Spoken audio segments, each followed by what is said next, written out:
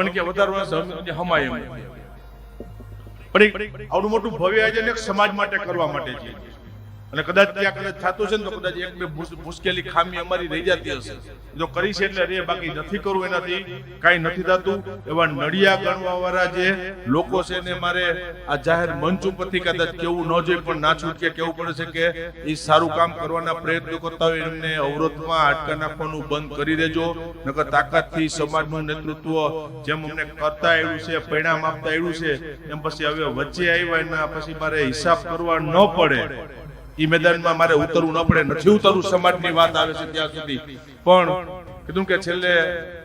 and સુધીમાં મને જો હેરાન કરવાના પ્રયત્નો કરવાના થાય કે ટોટકે નક્કી કરી લીધું હોય છે તો પછી હું રાજકીય માણસ છું છેલ્લે